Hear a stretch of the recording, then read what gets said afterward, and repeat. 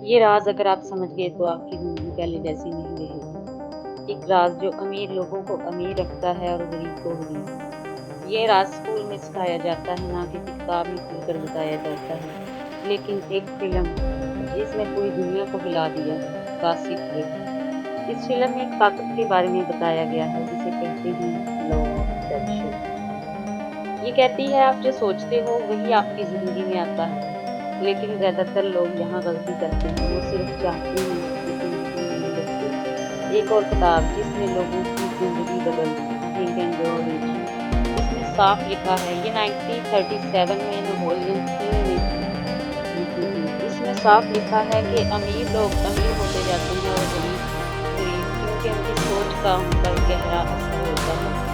جو چیز انسان کا دماغ سوچتا ہے وہی حاصل کرتا ہے، لیکن شرط یہ ہے کہ آپ کا یقین توحید سے ہونا چاہیے۔ آپ کا لاشعور آپ کی ہر سوچ کو حقیقت بنانے میں لگا ہوا ہے۔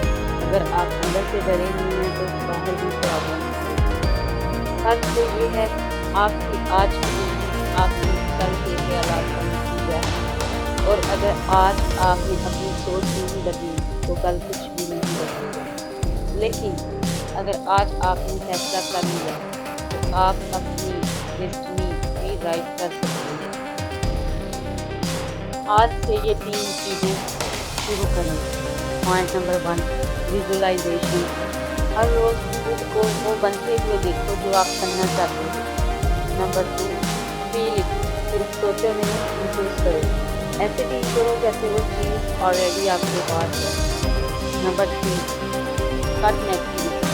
لوگوں سے بچو۔ نیگیٹو لوگ آپ کی انرجی کو ڈسٹروائے کر دیتے ہیں۔